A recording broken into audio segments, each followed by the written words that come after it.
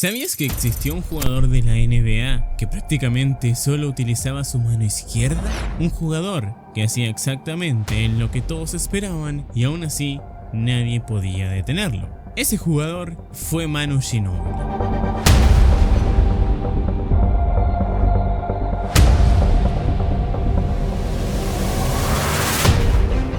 A lo largo de su legendaria carrera, Manu dominó la NBA convirtiéndose en 2 veces All-Star y ganando 4 campeonatos, dejando una huella imborrable en la historia del baloncesto. Pero la gran pregunta siempre fue la misma: ¿por qué se negaba a usar su mano derecha? ¿Y cómo logró tener tanto éxito con una filosofía de anotación tan extraña? Yo quería ir hacia la izquierda, y si no podía ir hacia la izquierda, entonces hacía algún movimiento para poder volver a ir a la izquierda.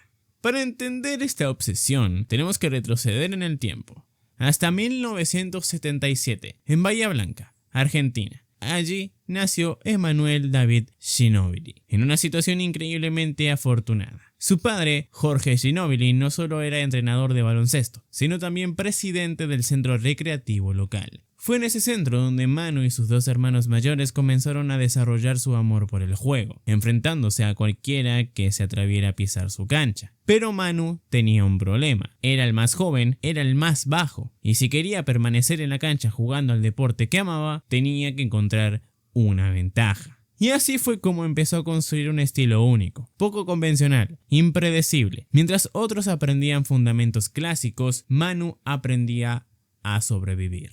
Por las noches, la familia Ginóbili se sentaba a ver los Chicago Bulls, completamente hipnotizados por su superestrella, Michael Jordan. Pero mientras muchos observaban los vuelos espectaculares y los tiros imposibles, Manu se fijaba en algo distinto: el espíritu competitivo de Jordan. Esa mentalidad feroz quedó grabada en su mente. Soñaba con llegar a la NBA. Pero siendo realista, sabía que provenía de una pequeña ciudad argentina. Pensaba que ese sueño era imposible. Así que se conformó con uno más cercano: convertirse en jugador profesional en Argentina, como sus hermanos mayores. Sin embargo, su estilo extraño y su competitividad desbordante hicieron que ese sueño llegara mucho antes de lo esperado. Con solo 16 años, Manu firmó con Andino Sport Club, un equipo profesional de la Liga Nacional Argentina. Apenas jugó una temporada antes de ser traspasado a su equipo local, Estudiantes de Bahía Blanca, en 1996. Entre 1996 y 1998, su juego vistoso, agresivo y poco ortodoxo comenzó a llamar la atención, tanto así que fue seleccionado para representar a Argentina en el Mundial Sub-22 de 1998. El torneo se disputó en Australia y allí Manu mostró al mundo su repertorio completo. Podía lanzar desde larga distancia, podía clavar el balón,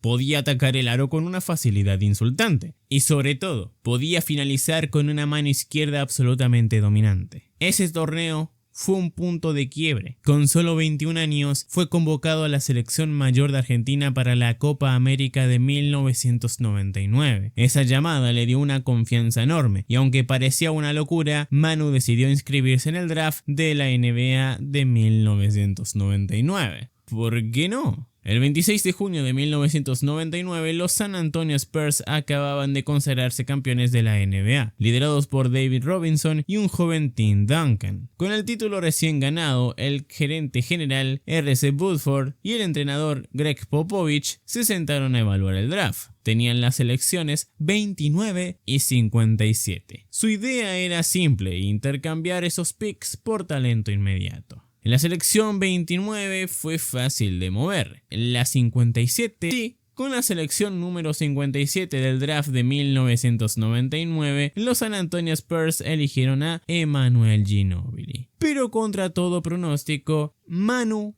no fue a la NBA. Aunque había sido seleccionado en el draft de la NBA, Manu Ginóbili tomó una decisión que parecía impensable para muchos: no ir todavía.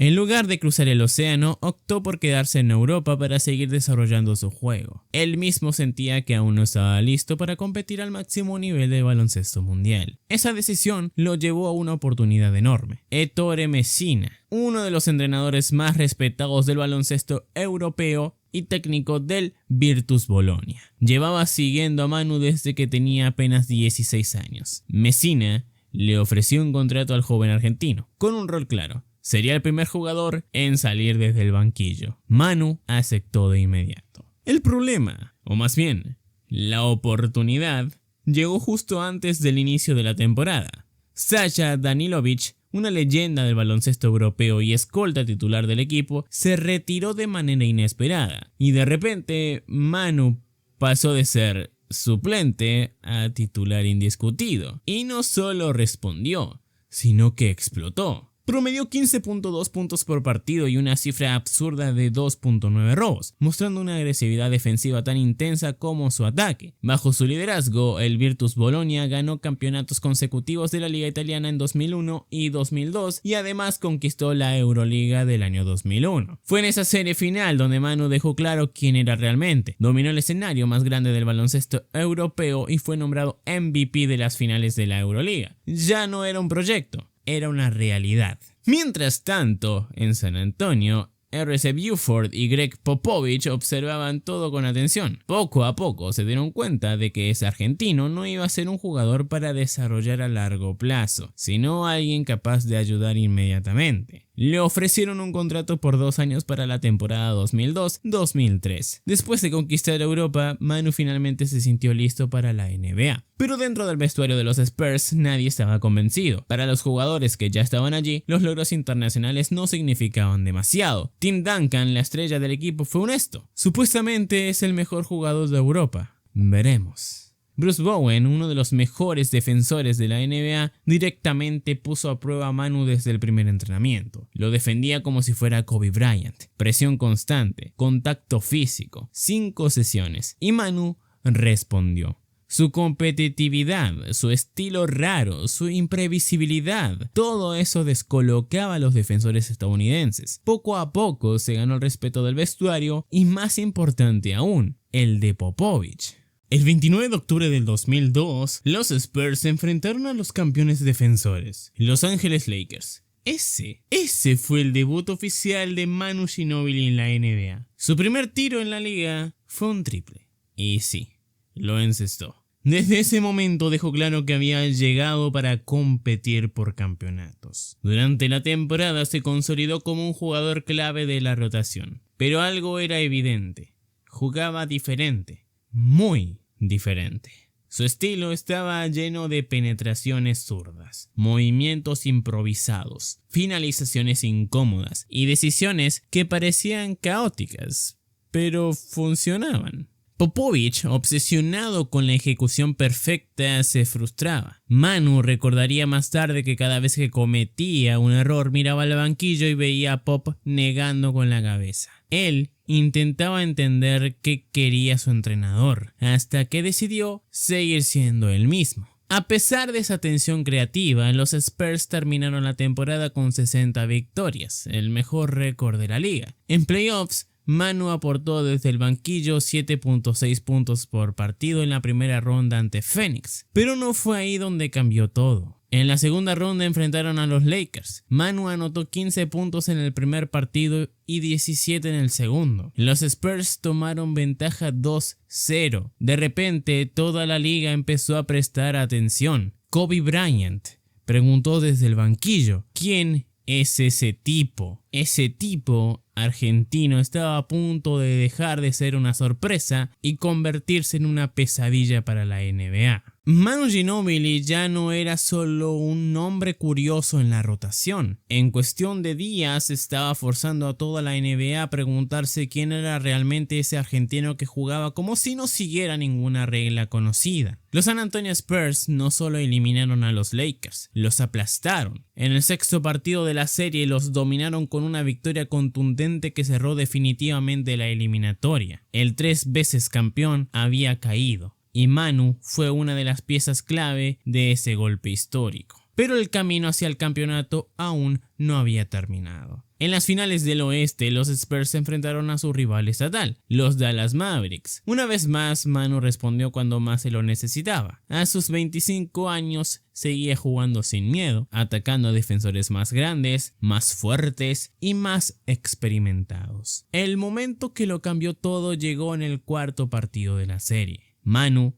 tuvo su gran explosión. 21 puntos, 66% de acierto en tiros de campo, penetraciones imposibles, finalizaciones con la izquierda que parecían inevitables. San Antonio ganó ese partido y pocos días después eliminó a Dallas en 6 juegos. El boleto a las finales de la NBA estaba asegurado. El rival, los New Jersey Nets. Mientras tanto, el estilo de Manu comenzaba a generar algo más que respeto. Generaba admiración. Desde exjugadores hasta analistas, todos hablaban de él. Kenny Smith en televisión nacional prácticamente gritaba de emoción cada vez que Ginobili entraba a la cancha. Y lo más increíble era que incluso Greg Popovich estaba cambiando. Pop, conocido por su rigidez táctica, solía gritarle a Manu por cada movimiento arriesgado, hasta que finalmente entendió algo clave. Cada vez que lo retaba, Manu respondía con calma. Esto es lo que hago. Ese simple mensaje cambió todo. Popovich decidió darle libertad. Aprendió a ser más paciente, a pensar fuera de lo tradicional.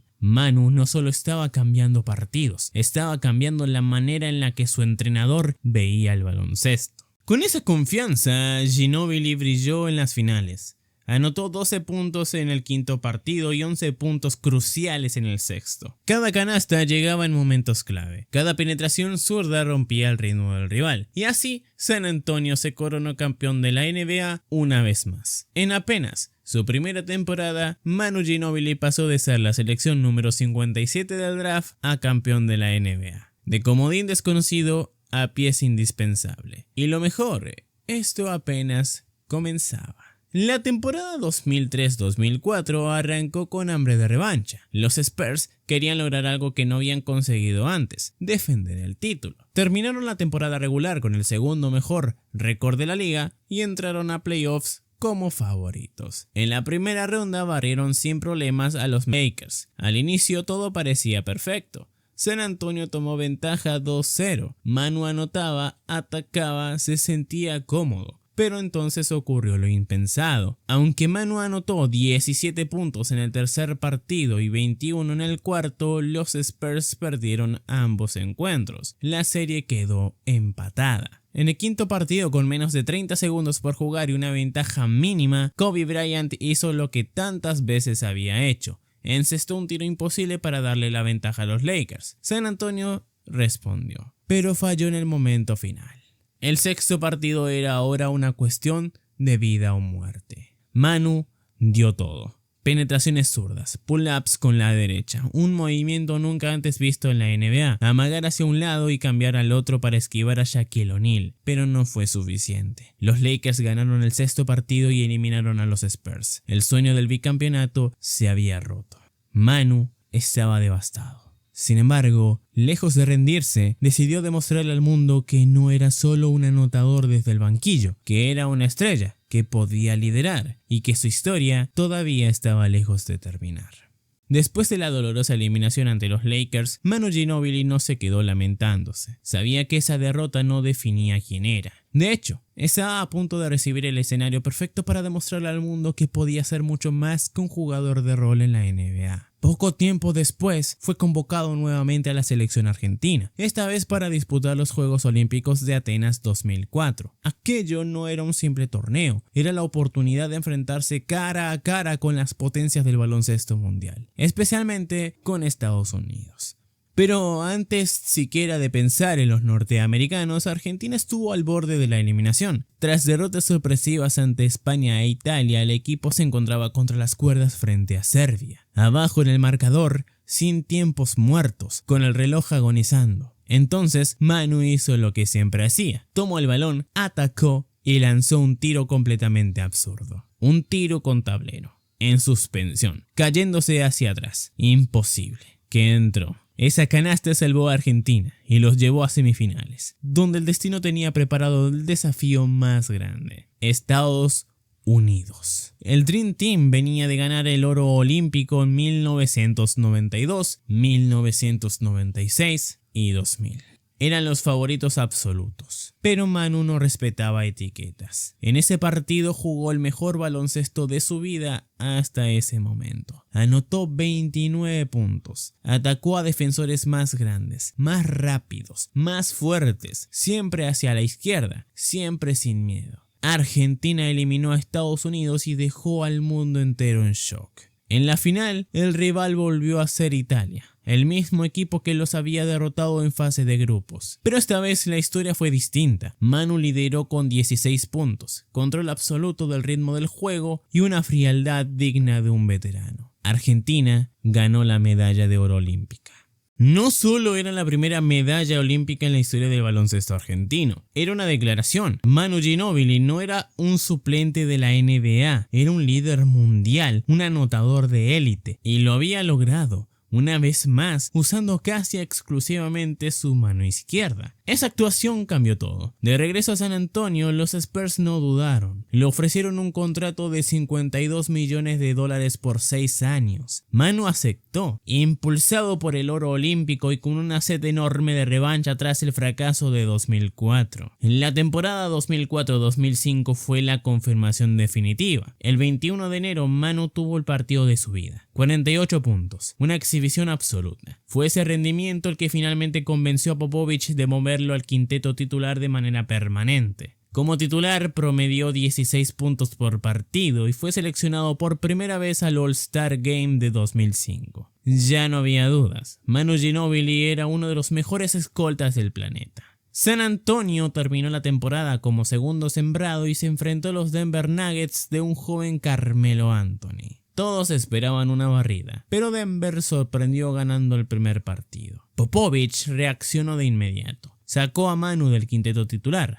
Para muchos jugadores esa decisión habría sido devastadora. Para Manu fue una lección de humildad. Entendió que no se trataba del ego, sino del equipo. Esa relación única con Popovich, casi paternal, permitió que la decisión funcionara. Y funcionó de manera perfecta. Desde el banquillo, Manu explotó. Anotó 32 puntos en el tercer partido y lideró a los Spurs a una victoria cómoda en la serie. No sé jugar de otra manera. Juego duro, sin miedo. San Antonio avanzó y Manu estaba a punto de vivir uno de los tramos más dominantes y espectaculares de toda su carrera. Manu Ginóbili ya había demostrado que podía brillar como titular y que podía dominar saliendo desde el banquillo. Ahora estaba claro que su impacto no dependía del rol, sino del momento. Y esos momentos grandes estaban a punto de multiplicarse. En la segunda ronda de los playoffs de 2005, los Spurs se enfrentaron a los Seattle Supersonics. La serie se complicó más de lo esperado, y tras 4 partidos estaba empatada 2-2. Greg Popovich sabía que necesitaba un cambio inmediato. Para el quinto partido devolvió a Manu al quinteto titular. La presión era total. La temporada estaba en juego y Ginóbili respondió con una de las actuaciones más impresionantes de su carrera. Anotó 39 puntos con una variedad de recursos que parecían sacados de otro planeta. Flotadoras con la izquierda, tiros cayéndose hacia atrás, penetraciones en transición, cambios de ritmo imposibles y bandejas suaves que flotaban en el aire antes de caer. San Antonio tomó ventaja en la serie. El sexto partido en Seattle fue un auténtico infarto. Con 14.4 segundos restantes y el marcador empatado 96, Popovich puso el balón en manos de Manu. Ginóbili consumió el reloj, atacó por la izquierda como siempre y cuando la defensa colapsó encontró a Tim Duncan debajo del aro para una bandeja fácil. Quedaban solo 0.5 segundos. Seattle tuvo una última oportunidad. Ray Allen quedó solo en la esquina para un triple ganador, pero falló.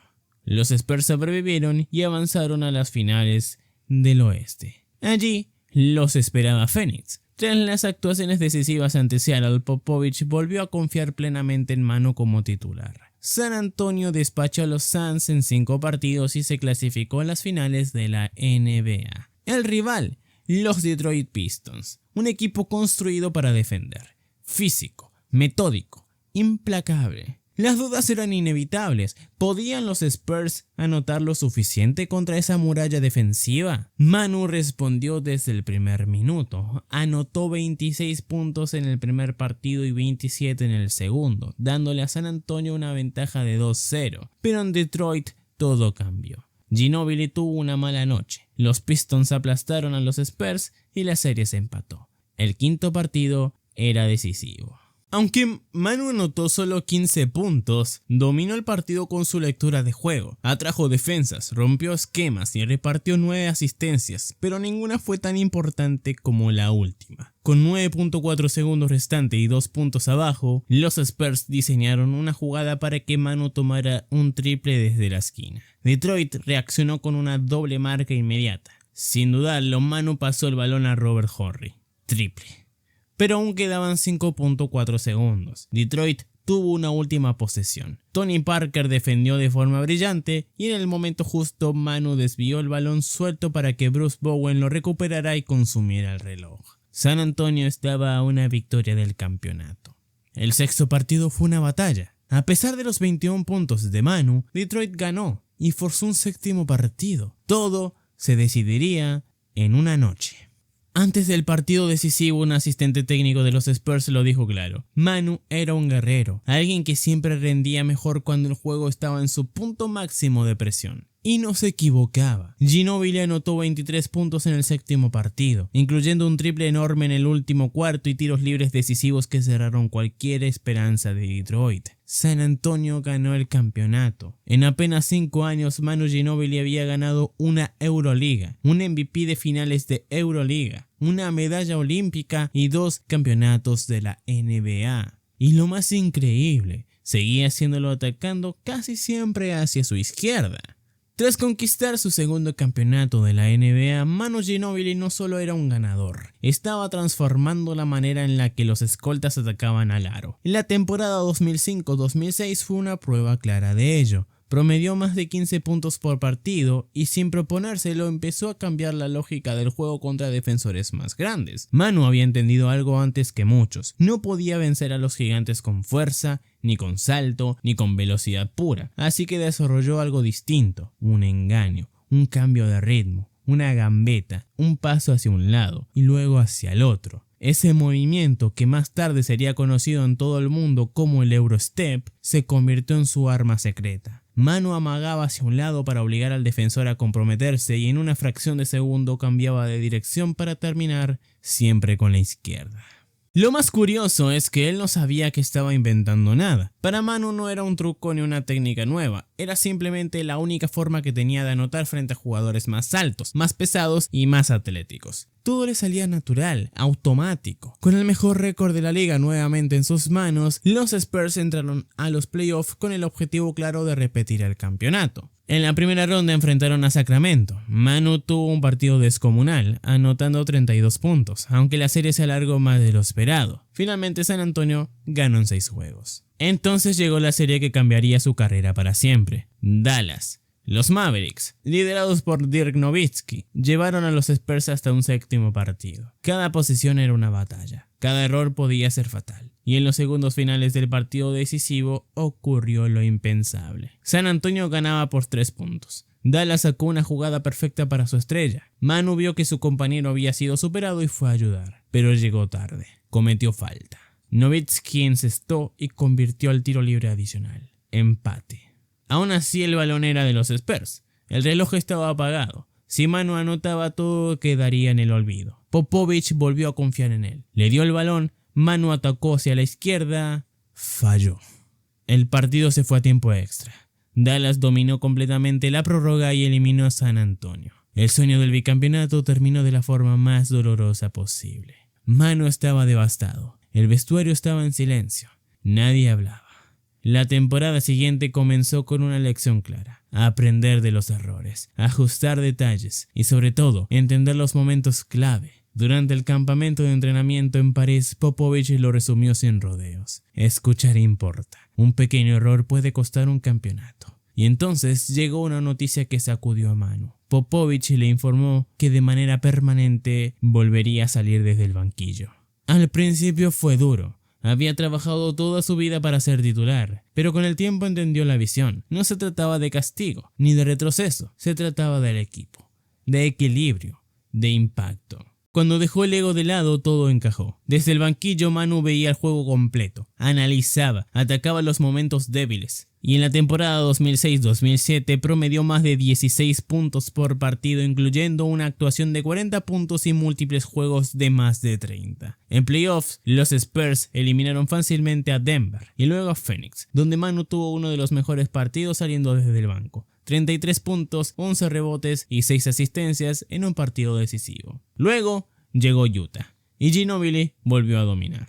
Promedió casi 18 puntos y San Antonio avanzó a las finales de la NBA por tercera vez en 5 años. El rival era joven, hambriento y liderado por una estrella de apenas 22 años, LeBron James. Las finales de la NBA de 2007 enfrentaba a dos mundos distintos. De un lado, los San Antonio Spurs, un equipo curtido en batallas con experiencia, paciencia y una identidad construida durante años, y del otro lado, los Cleveland Cavaliers, liderados por un joven prodigio que estaba viviendo su primera gran prueba en el escenario más grande del baloncesto, LeBron James. Con solo 22 años, LeBron había llevado a Cleveland a las finales tras una actuación legendaria contra Detroit, anotando 48 puntos en el quinto partido de las finales del Este, incluyendo 25 puntos consecutivos. Era el elegido, el futuro de la NBA, pero el presente le pertenecía a San Antonio. Desde el primer partido quedó claro que la experiencia pesaba. Manu Ginobili, saliendo desde el banquillo, atacaba sin miedo, rompía la defensa, empujaba el ritmo y castigaba cada error. No necesitaba anotar 30 puntos para dominar, necesitaba controlar el caos. Los Spurs barrieron a Cleveland en 4 partidos, sin dramas, sin dudas, sin margen de error. Manu había ganado su tercer campeonato de la NBA, San Antonio su cuarto desde 1999, y aunque muchos ya lo consideraban una leyenda internacional, lo mejor aún estaba por llegar. La temporada 2007-2008 marcó el punto más alto de Manu como sexto hombre. Abrazó completamente ese rol y lo convirtió en un arma devastadora. Promedió casi 20 puntos por partido, con 11 juegos de más de 30 puntos y 2 actuaciones por encima de los 40. Era imparable. Este rendimiento finalmente le dio el reconocimiento individual que muchos sentían que merecía desde hacía un tiempo. Manu ganó el premio al sexto hombre del año y fue seleccionado al All-NBA Third Team. Ya no era solo un jugador especial, era oficialmente uno de los mejores del mundo. Los Spurs avanzaron nuevamente hasta las finales del oeste, donde los esperaba un viejo enemigo, Los Ángeles Lakers de Kobe Bryant. La herida del 2004 seguía abierta. Pero esta vez las cosas comenzaron mal. Manu apenas anotó 17 puntos combinados en los 2 primeros partidos y San Antonio quedó contra las cuerdas. Regresaron a Texas sabiendo que necesitaban ganar sí o sí. El tercer partido fue una guerra. Kobe y Manu protagonizaron uno de los duelos de escoltas más memorables de la historia de la NBA. Intercambiaron canastas, ataques imposibles y miradas desafiantes. Ambos superaron los 30 puntos, pero esta vez San Antonio salió victorioso aplastando a los Lakers por 19 puntos. La esperanza había vuelto, pero también fue el inicio del declive. En los siguientes partidos Manu desapareció, apenas 16 puntos combinados en los juegos 4 y 5. En el momento en que más lo necesitaban, no pudo responder. Los Lakers eliminaron a los Spurs. Esa derrota marcó algo más profundo que una simple eliminación. Probablemente fue la última oportunidad real de San Antonio para lograr otro bicampeonato en esa etapa. A partir de ahí, las lesiones empezaron a pasar factura. La temporada 2008-2009 fue dura. Manu batalló constantemente con su cuerpo y no pudo participar en los playoffs. Y el año siguiente ocurrió algo que parecía imposible. Los Phoenix Suns, un equipo que había sufrido a Manu durante años, finalmente se vengaron. San Antonio fue barrido en la segunda ronda de los playoffs. Pero si algo definía a Ginobili era su resiliencia, su espíritu competitivo seguía intacto. Y no era casualidad, desde pequeño había idolatrado al jugador más competitivo de la historia, Michael Jordan. Ese fuego interno nunca se apagó. En la temporada 2010-2011 Manu resurgió, promedió 17.4 puntos, fue nuevamente All-Star y volvió al All-NBA Third Team. Algunos analistas incluso comenzaron a decir algo impensado, que Ginobili merecía estar en la conversación por el MVP, ya que era el mejor jugador del mejor equipo de la liga. Pero entonces, otra vez, el cuerpo falló. Antes de los playoffs sufrió una lesión que lo dejó fuera del primer partido contra Memphis. Sin él,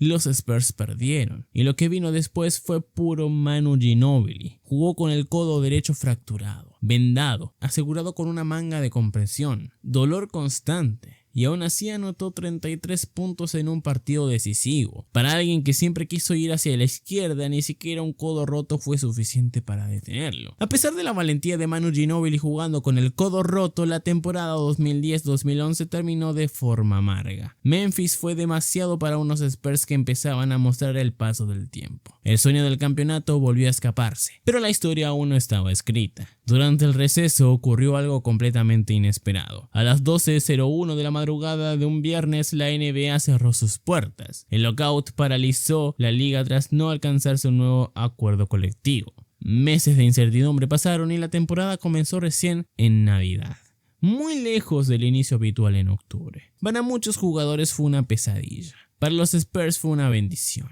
Ese descanso prolongado rejuveneció a los veteranos, y como si el destino estuviera repitiendo la historia, RC Buford volvió a hacer magia en el draft. San Antonio traspasó a su querido base George Hill a Indiana a cambio de la selección número 15. Ese pick se convertiría en Kawhi Leonard. Kawhi encajó de inmediato. Defensa élite, silencio absoluto, impacto instantáneo. Junto a Manu, Tony Parker y Tim Duncan, los Spurs lograron el mejor récord de la liga y regresaron a los playoffs con energías renovadas. El camino los llevó nuevamente a las finales del oeste, donde se enfrentaron al joven y explosivo Oklahoma City Thunder. Manu fue clave en los dos primeros partidos, anotando 46 puntos combinados y colocando a San Antonio arriba 2-0. Muchos pensaron que la serie estaba sentenciada. No lo estaba. Oklahoma ajustó. La juventud, el atletismo y la defensa cerraron los espacios. Manu fue limitado a solo 21 puntos en los siguientes dos partidos. La serie se empató. Popovich sabía lo que se venía. Sentía el cambio de momento y tomó una decisión extrema. Por primera vez desde 2007, Manu volvería a ser titular. Tenía 34 años. El peso de salvar la temporada caía sobre sus hombros. Ginóbili respondió como siempre, con corazón. Anotó 34 puntos, uno por cada año de vida. Pero no fue suficiente. San Antonio perdió los dos partidos siguientes y quedó eliminado nuevamente a las puertas de las finales. La sensación era clara, el tiempo se acababa. De cara a la temporada 2012-2013, muchos cuestionaban por qué los Spurs mantenían intacto a su núcleo veterano, pero dentro de la organización sabían algo que el resto aún no veía. Todavía quedaba una última oportunidad. Contra todo pronóstico, San Antonio regresó a las finales de la NBA tras 5 años de ausencia. El rival era el campeón defensor, Miami Heat, liderado por LeBron James. La serie fue una montaña rusa para Manu. Altos brillantes, bajos dolorosos. Tras casi 20 años como profesional, el desgaste físico empezaba a notarse. En los primeros 4 partidos lanzó apenas un 36% de tiro de campo y promedió más de 2 pérdidas por juego. Aún así, la serie estaba empatada 2-2. El quinto partido en San Antonio era obligatorio, y Manu lo sabía. A los 35 años, a solo semanas de cumplir 36, tuvo una actuación magistral. Anotó 24 puntos y repartió 10 asistencias, guiando a los Spurs a una victoria clave. Después del partido, Popovich resumió el vaivén emocional que representaba entrenarlo. Pasé de querer traspasarlo a querer cocinarle el desayuno mañana. San Antonio estaba a una victoria del campeonato. El sexto partido en Miami parecía cerrado. Con 29 segundos por jugar y 5 puntos de ventaja, los aficionados comenzaron a abandonar el estadio. Incluso los oficiales de la NBA preparaban el escenario para la celebración. Pero un detalle lo cambió todo. Minutos antes, Manu había fallado uno de 2 tiros libres. Ese pequeño error abrió la puerta al caos. Y después de todo esto, después de los campeonatos, de las derrotas más dolorosas, de las decisiones difíciles y de una carrera construida casi únicamente con la mano izquierda, la pregunta es inevitable. ¿Dónde colocas tú a Manu Ginóbili en la historia del baloncesto? ¿Fue un solo gran sexto hombre o fue uno de los jugadores más influyentes que ha pisado una cancha de la NBA? Déjamelo en los comentarios. Quiero saber qué te hizo sentir su historia. ¿Qué jugada recuerdas más? Y si crees que alguien hoy podría dominar la liga de una forma tan distinta como lo hizo él. Y si te sorprendió cómo un extranjero ignorado en el draft terminó cambiando el juego, entonces no te vayas todavía. YouTube ya te está recomendando un video increíble en pantalla. La historia de otro jugador que desafió toda lógica, que dominó la NBA contra todo pronóstico y que nadie creyó que pudiera hacerlo. Haz clic ahí.